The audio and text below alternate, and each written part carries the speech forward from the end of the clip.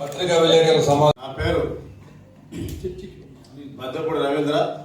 నేను నెల్లూరులో గత 30 సంవత్సరాల నుంచి సీనియర్ న్యాయవాదిగా పనిచేస్తూ అదేవిధంగా 35 సంవత్సరాల నుంచి ఫుల్ టైం పొలిటీషియన్ కూడా పనిచేస్తాను. మరి ఈరోజు జగన్మోహన్ రెడ్డి గారు రిలీజ్ చేసినటువంటి మేనిఫెస్టో ఒకసారి చూడండి. 2019లో రిలీజ్ చేసినటువంటి మేనిఫెస్టో చూడండి. 2019లో ఏదైతే చెప్పాడో తూచా తప్పకుండా 99 పథకాలు అమలు చేసిన వ్యక్తి గౌరవనీయులు సీఎం జగన్మోహన్ రెడ్డి గారు. మరి ఉట్టి హామీలు ఇవ్వకుండా ఏదైతే మనం అమలు చేయగలమో, ఏదైతే జనాలకి రీచ్ అవుతాయో వాటిని అమలు చేసే దిశగా ఈరోజు 2024 ఎలక్షన్కి మేనిఫెస్టో రిలీజ్ చేశారు. మరి గతంలో 2014లో చంద్రబాబు నాయుడు గారు మేనిఫెస్టో రిలీజ్ చేశాడు. మరి ఎంతవరకు అమలైనాయి, ఎన్ని పథకాలు ఆగిపోయినాయి, ఉట్టి మాటలు చెప్పి అధికారంలోకి వచ్చేదానికి అనేక హామీలు ఇచ్చారు. మరి వాటిల్లో కనీసం 10 కూడా అమలు చేయాల. మరి ఈరోజు మళ్ళా 2024లో ఎట్లయినా అధికారంలోకి రావాలనే ఉద్దేశంతో లేనిపోని పథకాలను పెట్టి హామీలు ఇస్తున్నారు, జనాల్ని మోసగిస్తున్నారు.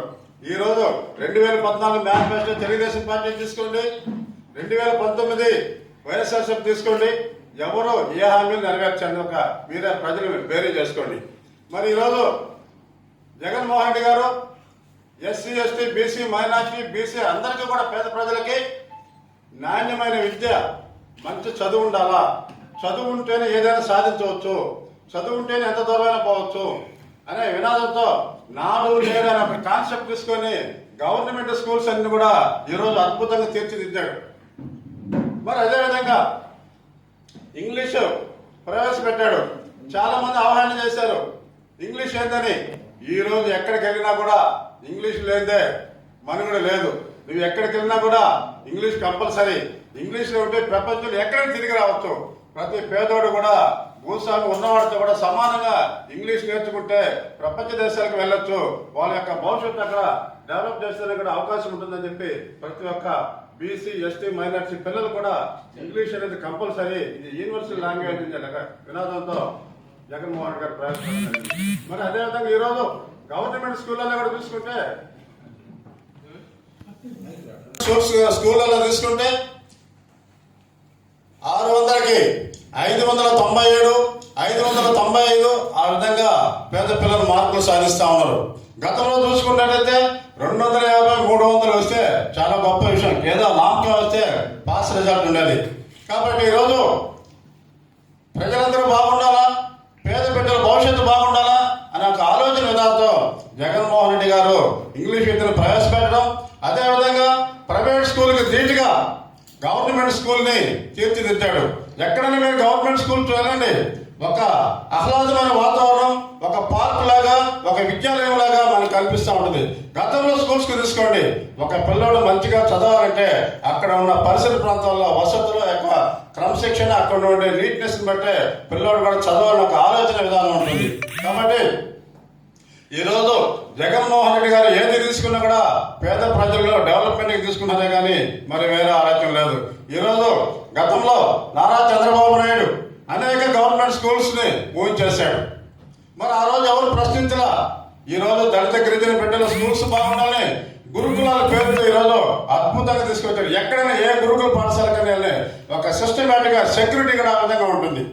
కాబట్టి ఈ రోజు దళిత గిరిజన మైనార్టీ అందరూ కూడా జగన్మోహన్ రెడ్డిని ఆశీర్వదించాలి.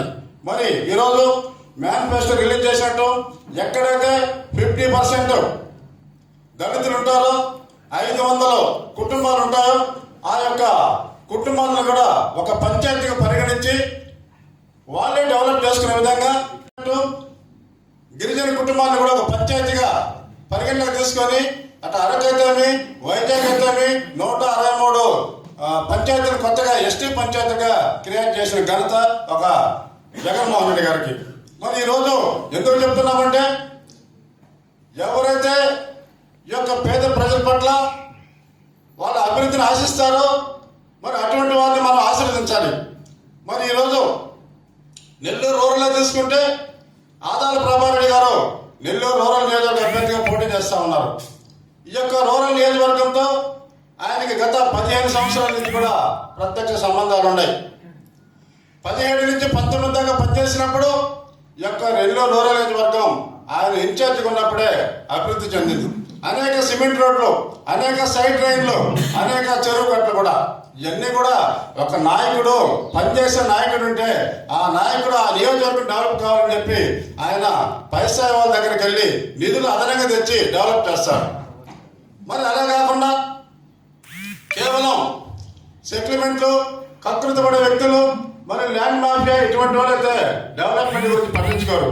ఈరోజు ఆదాల ప్రభాకర్ రెడ్డి గత 15 సంవత్సరాల నుంచి నెల్లూరు రూరల్ నియోజకవర్గంలో ప్రత్యక్ష సంబంధాలు కొనసాగిస్తూ మంత్రిగా ఉన్నా, ఎంపీగా ఉన్నా, ఇన్ఛార్జిగా ఉన్నా అనేక కార్యక్రమాలు చేశారు. మరి ఈరోజు రైల్వే స్టేషన్ దాదాపు 100 కోట్లతో అద్భుతంగా తయారవుతా ఉంది. దీనికి కారణం ఆదాల ప్రభాకర్ రెడ్డి. మరి ఫ్లైఓవర్లు వచ్చాయి.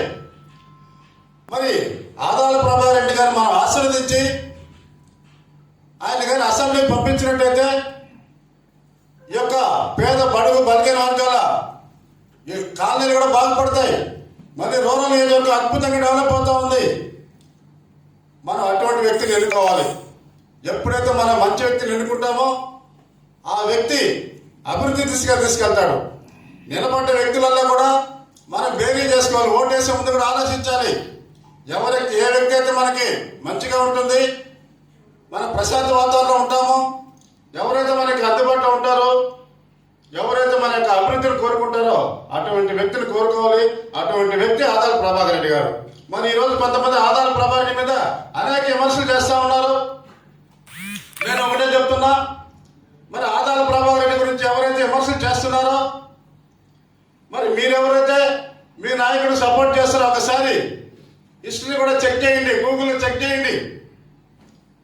ఎవరు నేర చరిత్ర కలిగిన వాళ్ళు, ఎవరు సౌమ్యులు అని ఒక చరిత్ర గూగుల్ చెప్తూ ఉంటుంది.